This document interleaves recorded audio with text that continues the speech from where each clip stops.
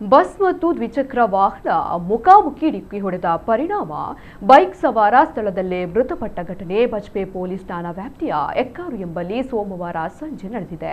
ಮೃತರನ್ನ ಬಜ್ಪೆ ನಿವಾಸಿ 45 ವರ್ಷದ ಬಶೀರ್ ಕಿನ್ನಿಗೋಳಿ ಎಂದು ಗುರುತಿಸಲಾಗಿದ್ದು, ಅವರ ಪತ್ನಿ ಗಾಯಗೊಂಡಿದ್ದು ಅವರನ್ನ ನಗರದ ಖಾಸಗಿ ಆಸ್ಪತ್ರೆಗೆ ದಾಖಲಿಸಲಾಗಿದೆ. ಬಶೀರ್ ಮತ್ತು ಅವರ ಪತ್ನಿ ಮುಲ್ಕಿಯ ಕೋಲ್ನಾಡು ಎಂಬಲ್ಲಿ ನಡೆಯುತ್ತಿದ್ದ ಸಮಾರಂಭವೊಂದರಲ್ಲಿ ಭಾಗವಹಿಸಿ ಬೈಕಿನಲ್ಲಿ ಬಜ್ಪೆಗೆ ಹಿಂತಿರುಗುತ್ತಿದ್ದ ಈ ವೇಳೆ ಎಕ್ಕಾರು ಬಳಿ ಖಾಸಗಿ ಸರ್ವಿಸ್ ಬಸ್ಗೆ ಮುಖಾಮುಖಿ ಡಿಕ್ಕಿ ಹೊಡೆದಿದ್ದಾರೆ.